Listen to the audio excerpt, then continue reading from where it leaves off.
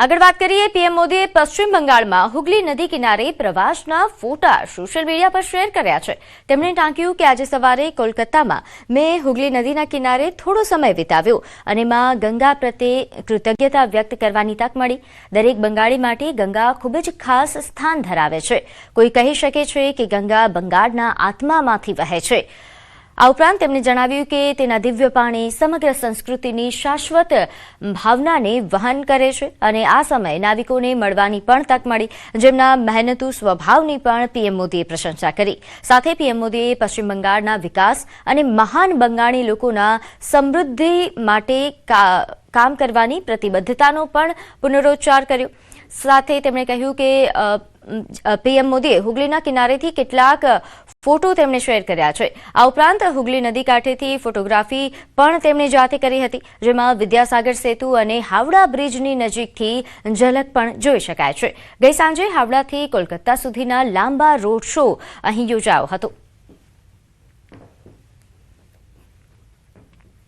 તો આ બે અલગ અલગ દ્રશ્યો આપ જોઈ રહ્યા છો। અહીં લોકો કે જે પીએમની સાથે મુલાકાત કરવા માટે, તેમનું અભિવાદન કરવા માટે ખૂબ મોટી સંખ્યામાં ઉમટી પડ્યા હતા। બીજી તરફ હુગલી નદીમાં પ્રધાનમંત્રી નરેન્દ્ર મોદી કે જેમણે નૌકા વિહાર કર્યો અને જાતે ફોટોગ્રાફી કરી। તો જૂનાગઢમાં ગિરનાર બચાવો અભિયાન અંતર્ગત ભવ્ય મહારેલી યોજાઈ, જેમાં રાજ્યભરના સાધુ સંતો અને હજારો શ્રદ્ધાળુઓ જોડાયા। ગિરનાર પર્વત પર ચોક્કસ સંપ્રદાયને જમીન ફાળવણીના મુદ્દે ઉગ્ર વિરોધ નોંધાવવામાં આવ્યો અને જિલ્લા કલેક્ટરને આવેદનપત્ર પાઠવાયું। ગિરનાર પર ભરતવન શેષાવનની જગ્યાની બાજુમાં આશરે 2000 વાર જેટલી જમીન કોઈ ચોક્કસ સંપ્રદાયને ફાળવવામાં આવી છે, જેનો સંત વિરોધ કરી રહ્યા છે। સંતોએ પ્રશ્ન ઉઠાવ્યો છે કે અભયારણ્ય વિસ્તારમાં આ પ્રકારની ફાળવણી એ કેવી રીતે શક્ય છે। સાથે જ ગિરનારની પવિત્રતા જાળવવા તેમજ વિવાદનું સમાધાન લાવવા માટે સરકારને અપીલ કરવામાં આવી। તમારે કઈ બી ફેરબદલ કરવો હોય તો સરકારની પરમિશન। કેટલાક લોકો એવા છે કે જે અહિંસા પરમો ધર્મની વાતો કરે અને એ અહિંસા પરમો ધર્મની વાતો કરવા વાળા લોકો કેવી રીતે અંદર 2000 વાર જગ્યા મળી જાય, આ મોટો પ્રશ્ન ઉભો થાય। એક વિશાળ સંખ્યામાં સાથે મળીને એક આવેદન પત્ર આપવામાં આવ્યું કલેક્ટર શ્રીને।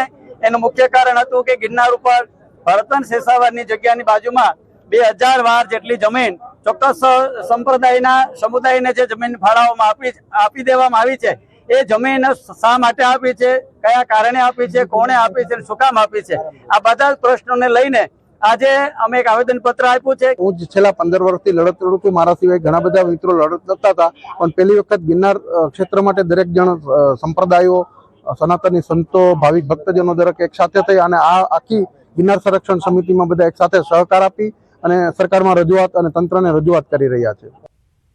સ્થાનિક સ્વરાજ્યની ચૂંટણીમાં પ્રચારને હવે ગણતરીના કલાકો જ બાકી રહ્યા છે, ત્યારે ભાજપે પોતાનો પ્રચાર વધુ તેજ કર્યો છે। અમદાવાદના બાપુનગર ખાતે આજે ભાજપ દ્વારા વિશાળ રેલીનું આયોજન કરવામાં આવ્યું। નોંધનીય છે કે જેમાં મુખ્યમંત્રી ભૂપેન્દ્ર પટેલ અને પ્રદેશ પ્રમુખ જગદીશ વિશ્વકર્માની પણ હાજરી રહેશે। આ રેલી શ્યામ શિખરથી બાઇક રેલી રૂપે શરૂ થઈ ઠક્કરબાપાનગર, લીલાનગર અને ખોડિયારનગર માર્ગે પ્રસાર થઈ અંતે ખોડિયાર મંદિર ખાતે સમાપ્ત થશે।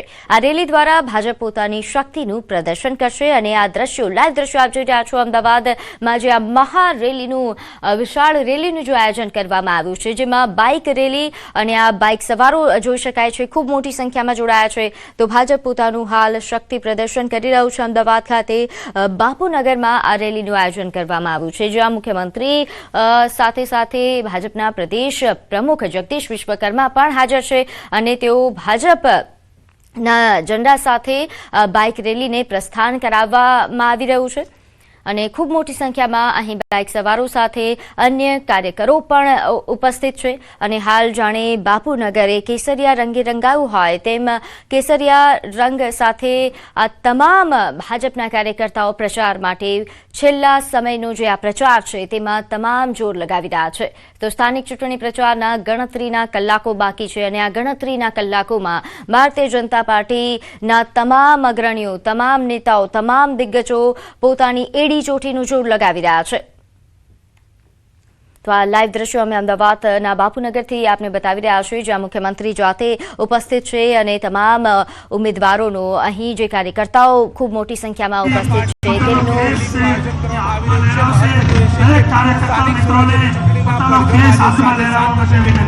ભારતીય જનતા પાર્ટી દ્વારા ભવ્ય રેલીનું આયોજન કરવામાં આવ્યું છે। અમદાવાદમાં આ રેલી યોજાઈ રહી છે। આપ જે દ્રશ્ય જોઈ રહ્યા છો તો મુખ્યમંત્રી ભૂપેન્દ્ર પટેલ, પ્રદેશ પ્રમુખ જગદીશ વિશ્વકર્મા, ભારતીય જનતા પાર્ટી શહેર ભાજપના પ્રમુખ સહિતના નેતાઓ જે છે તેમણે આ રેલીને ખુલ્લેઆમ કરવામાં આવી છે। આ રેલીની વાત કરીએ તો બાપુનગર શામ જે છે ત્યાંથી આ રેલીની શરૂઆત વિસ્તારોમાં થઈ અને આ રેલી થવાની છે। જે અંતર્ગતની વાત કરીએ તો ખોડિયાર મંદિર ખાતે આ સમાપન થવાની છે। પૂર્વ વિસ્તારની અંદર પૂર્વ અમદાવાદમાં ભવ્ય રેલીનું આયોજન કરવામાં આવ્યું છે, જેમાં મોટી સંખ્યાની અંદર ભારતીય જનતા પાર્ટીના કાર્યકર્તાઓ કેસરિયા સાફા સાથે, ધ્વજ સાથે અને ભારતીય જનતા પાર્ટીના ફ્લેગ સાથે જોવા મળી રહ્યા છે। મહત્વનું છે કે વિવિધ શહેરોની અંદર ભારતીય જનતા પાર્ટીએ રેલી યોજી અને શક્તિ પ્રદર્શન કરવામાં આવ્યું છે અને એ જ સિલસિલો અમદાવાદમાં પણ જોવા મળી રહ્યો છે। મહત્વનું એ છે કે અમદાવાદના 48 વોર્ડની અંદર 192 જેટલા ઉમેદવારો મેદાને છે, ત્યારે મેદાન અંતર્ગતની આ સ્થિતિ જે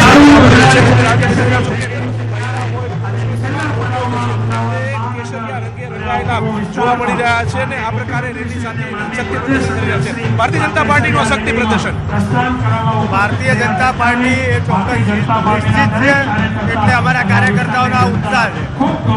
બિલકુલ, તો કાર્યકર્તાઓમાં ભવ્ય ઉત્સાહ જે છે તે જોવા મળી રહ્યો છે અને આ રીતે આ રેલી જે છે તે યોજવામાં આવી રહી છે અને એ પ્રકારની સ્થિતિ જે છે તે પણ જોવા મળી રહી છે। મહત્વનું એ છે કે ગુજરાતની અંદર એની વાત કરીએ તો જે 15 મહાનગરપાલિકાની અંદર આ ચૂંટણી જે છે તે યોજાઈ રહી છે। તદુપરાંત 84 જેટલી નગરપાલિકાનો સમાવેશ છે, 34 જેટલા જિલ્લાઓનો સમાવેશ છે। તમામ જગ્યાએ ભારતીય જનતા પાર્ટીએ શક્તિ પ્રદર્શન કર્યું હતું,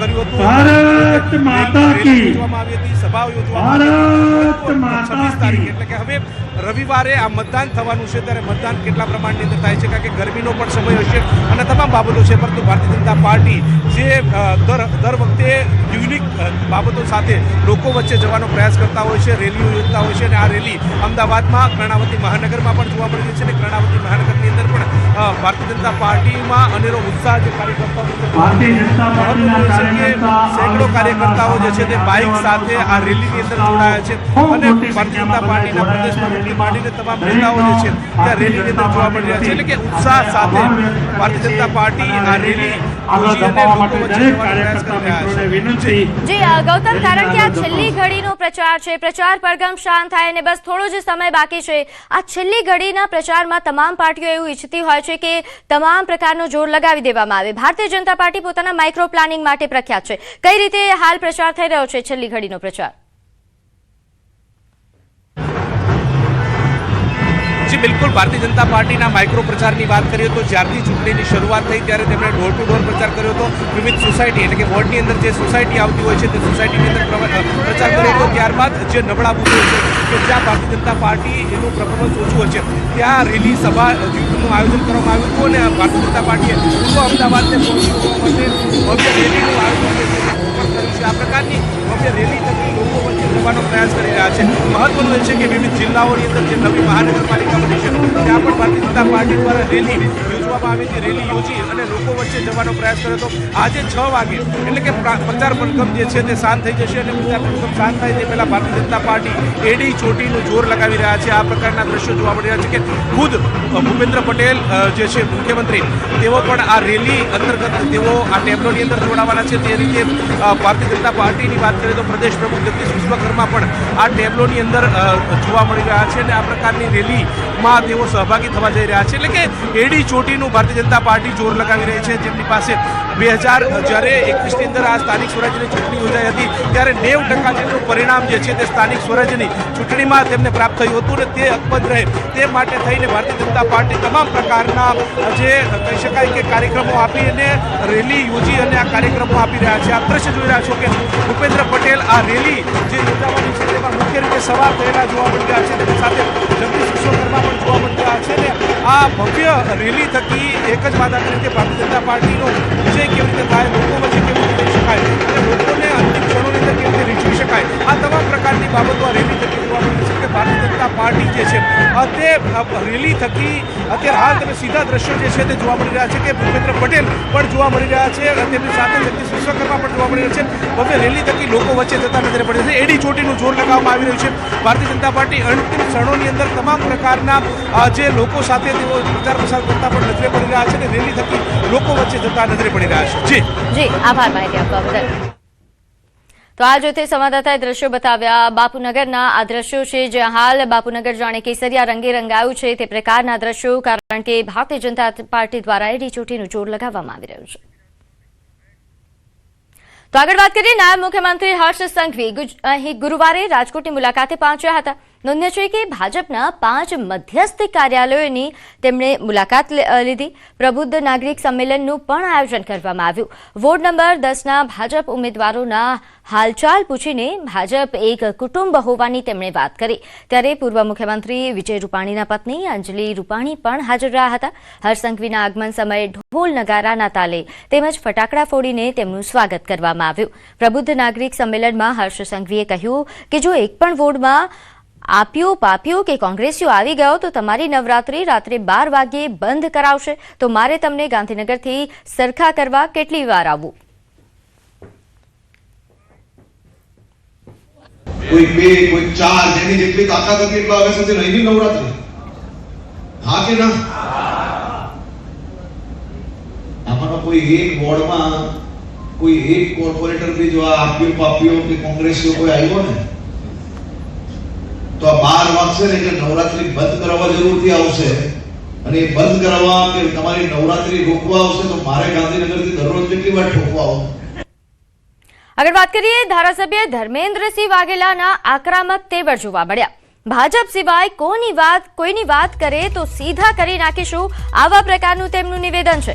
વાઘોડિયા પાલિકાની ચૂંટણી પ્રચાર સભામાં ધારાસભ્ય બોલ્યા કે કમળ સિવાય કોઈને મત આપવાનું કહે તો મને કહેજો, કમળ સિવાય કોઈની તરફેણ કરવા કોઈ આવે તો ફોન કરજો, ભાજપ સિવાયની કોઈ વાત કરે તો સીધો કરી નાખીશું, પેનલ તોડી કોઈ જીતી જશે તો પણ એને ઘર ભેગો કરીશું, ચૂંટણી પછી હું છું ને તમે છો, આ પ્રકારની ધમકીભર્યું નિવેદન તેમનું છે.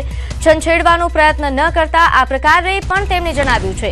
ધર્મેન્દ્રસિંહ કોણ છે તમને ખબર છે? ગઈકાલ રાત્રે વાઘોડિયામાં પ્રભારી ઋત્વિક પટેલની હાજરીમાં એક સભા યોજાઈ હતી, જેમાં તેમણે આ પ્રકારે આક્રમક તેવરમાં નિવેદન આપ્યું. કોઈ એવો પ્રયત્ન ના કરતા બધાય કમળની પેનલથી ચાલજો. કમળ કમળ ને કમળ. કમળ સિવાય તમને કોઈક કહેવા પણ આવે ને તો મને ફોન કરજો એટલે આપણે એને સીધો કરી નાખશું. ભૂલથી જો તમને એવું કહેવાય કે મને એક મત આપજો બાકી તમારે જે કરવું એ કરજો, એવો કોઈ પણ ઉમેદવાર તમને ફોન કરે અથવા તો મળીને કહે તો આપણે જીતેલો હશે ને તો એને ઘરે કાઢી મૂકશું. આપ સૌ જાણો છો કે જે કંઈ પ્રોપરગંડા કરી રહ્યા છે એ લોકોને આપના માધ્યમથી મંચ ઉપરથી ખુલ્લી ધમકી આપું છું, ચીમકી આપું છું કે વાઘોડિયા નગરનું કોઈ પણ વાતાવરણ બગાડવાનો પ્રયત્ન ના કરતા, નહીં તો ચૂંટણી પછી તમે છો અને હું છું. અમને છંછેડવાનો પ્રયત્ન ના કરતા. બાકી તમને ખબર જ છે કે ધર્મેન્દ્રસિંહ કોણ છે. આ વેપારીઓ પણ ભૂલી ના જાય કે તમારી દુકાનો તોડવાની હતી, તમને નોટિસ આપી દીધી હતી. એ વખતે માત્ર તમારા ધારાસભ્ય ધર્મેન્દ્રસિંહે આ બધું અટકાયેલું છે. પણ તમે ભારતીય જનતા પાર્ટીની વિરોધ જાઓ તો પછી અમારે પણ